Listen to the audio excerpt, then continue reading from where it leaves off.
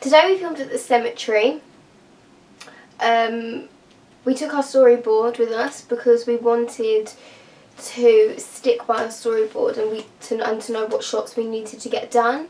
Tended to shoot quite long shots so that when we go to edit our clips we could chop it up so it'd be easier to create short bursts of sections within the music video. We felt like this was appropriate, especially going with the idea of what we were doing. So a lot of it was following her. So being following the character needed to be in longer chunks. So it's so the audience can establish who the person is and what she's trying to do. The lighting in the cemetery was good because we was lucky enough to go and film on quite a sunny day. It wasn't raining and it wasn't dull, it was quite bright. So the lighting was good, it was quite high key, which enabled us to get a good shot.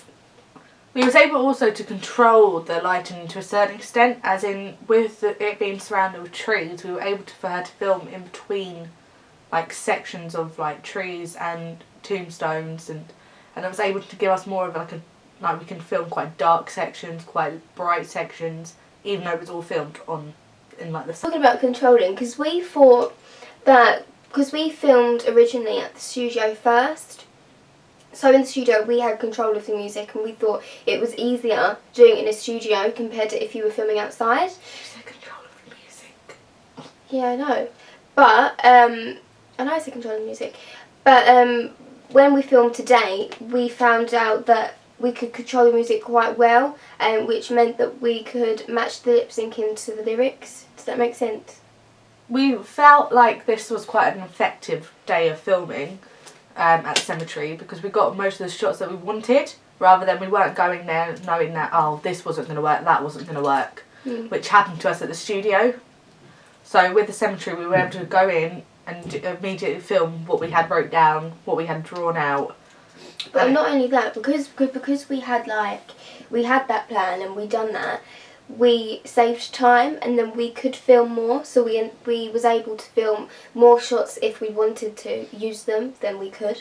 We came up with, not in our plan, but we had quite numerous walking shots and following her shots, which we didn't have in our storyboard, but we knew we can put in say if something doesn't go to plan with the rest of our film, and we have some footage that we'll be able to use and is of good quality and of good lighting. Because essentially our music video is about the story of this girl, and the walking shots fit in with that because you're following her journey at the end of the day.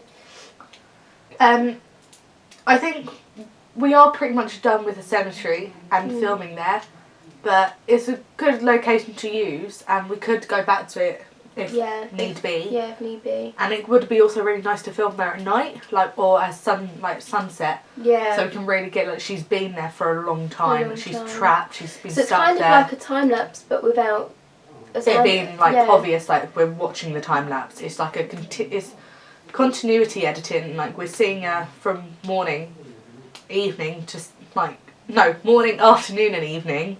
Quite awkward to film in the cemetery because obviously a cemetery is a place where you grieve for your loved ones, and we didn't want to impose on them in a way because it's kind of intruding their, does that make sense? Intruding their privacy. We found that there was also people would walk around as it all continued round, and it would make us hard for us to film, not wanting to get in their way, and we don't want to film on people's tombstones as such. So yeah, I guess in that aspect that was the hard part. The downfall to that location, I guess. Yeah. But we managed to overcome it quite. It wasn't it was packed full of people, and the people that were there kind of, I think, almost knew what we were doing, but not too fussed to a certain extent. But also, because at the front of the cemetery we went to, there were quite new stones and new burials where we went to the back to film, so people were buried from 1903 and 1930, etc. So the graves and the tombstones were quite old and worn away, so we couldn't worn see away. like names, who they are. So it gave that mysterious type of atmosphere, and it kind of like a sinister atmosphere as well. Gives it a sinister approach.